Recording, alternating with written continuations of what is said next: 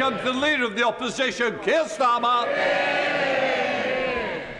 I join with the Prime Minister in his comments about the terrible attack in Nottingham yesterday and in tribute to the work of our emergency services.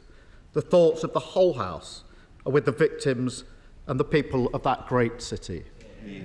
I also join him in remembering the 72 people who lost their lives in the Grenfell Tower fire. The victims and their families are always in our hearts, but 6 years on, the justice they're fighting for is long overdue.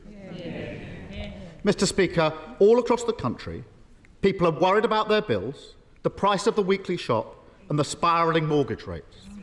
So why has the Tory party spent this last week arguing over which of them gets a peerage? Prime Minister.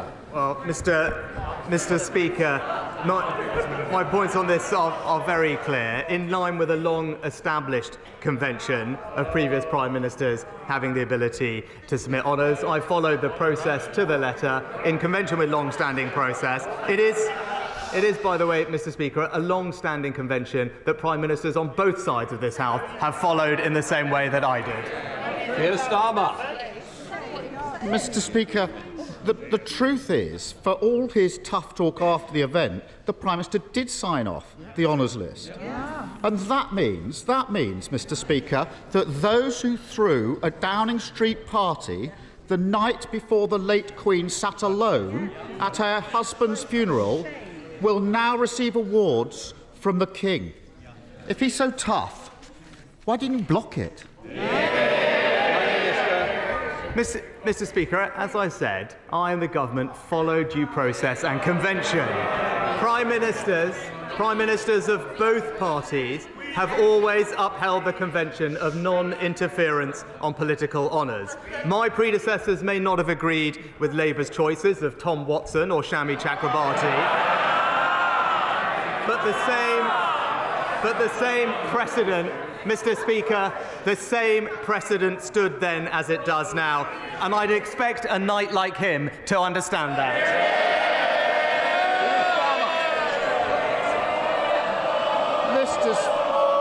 I think we will have more if we carry on. It'll be more outside rather than in here. Keir Starmer. Honour should be for public service, not Tory cronies. But, Mr. Speaker, isn't this the case? He was too weak to block Johnson's list. And that also means that those who spent their time helping cover up Johnson's law-breaking are rewarded by becoming lawmakers for the rest of their lives. Is his message to the British public, if you don't like it, tough?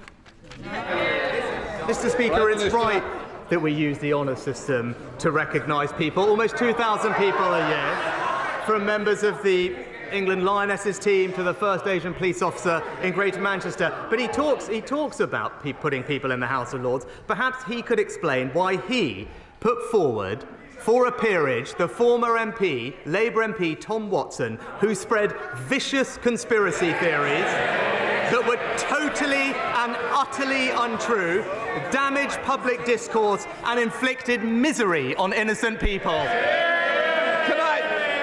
Quiet. Can I just say to the Prime Minister, you shouldn't criticise other members. Also, you're not responsible for the other parties. You are the Prime Minister that's answering the questions, not asking the questions. Keir Starmer. Order. Is somebody wanting to challenge my decision? Keir Starmer. Mr. Speaker, the truth is the country is paying the price of this endless cycle of chaos and distraction. The Tory economic crash means that millions of mortgage holders will pay thousands of pounds more next year, and the blame lies squarely at the door of a government more focused on the internal wars of the Tory party than the needs of the country. Does he not think that those responsible should hang their heads in shame? Mr. Speaker, as I said right at the beginning of the session, our number one economic priority is to reduce inflation so that we can restrain the increase in interest rates. But one thing we know that we need to do that is to reduce our borrowing and debt, Mr. Speaker. That's how we will bring interest and mortgage rates down. But last week, what did we see?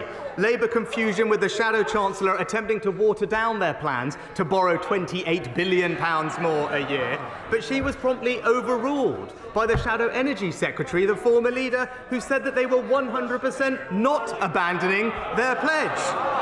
It really looks like Labour's offer never changes. It's uncontrolled borrowing and more chaos with Ed Miliband. There's only one party. There's only one party that broke the economy, and they're sitting right there. And there's a reason. There's a reason they can't fix the problems facing the country, because they never take responsibility for the damage that they've done. And it's not just Johnson. The Prime Minister's immediate predecessor is hoping to reward those who made her reign such a rip-roaring success. On her honours list are the masterminds of that kamikaze budget, the economic extremists of the Institute of Economic Affairs, those whose disastrous ideas crashed the economy and left the country to pick up the pieces. Will the Prime Minister block that honours list, or will he buckle to her as well? Mr. Speaker, if you want disastrous economic ideas, all you have to do is Labour's economic policy on energy. I mean, it's an energy policy that seeks to ban all new British oil and gas drilling, Mr. Speaker, jeopardising 200,000 jobs and our energy security at a time of international conflict. Despots like Putin are the only people who will welcome such a policy. His predecessor once said that he wanted British jobs for British workers. His policy is British jobs for Russian workers. Keir Starmer. Mr. Speaker, if he spent as much time focused on the economy, the NHS and the asylum system as he does haggling with his predecessors about who gets honours, the country would be in a far better state. But once again, he's lost control, and once again, it's working people paying the price. And if he disagrees with that, why not put it to the test? End the boasting, the excuses, the Tory chaos, see if he can finally find somebody, anybody, anywhere, to vote for him, and call a general election now. Mr. Speaker, he talked about asylum just this week. It was the Labour Party that voted against plans to tackle illegal migration. Just this week, it was the Labour Party that voted against plans to tackle disruptive protesters by their funding eco-zealots, Mr. Speaker. But we're getting on and delivering for the country. We're delivering record employment and the fastest wage growth in years, Mr. Speaker. It's clear only the Conservatives are going to deliver for the people of Britain. Mr. Speaker.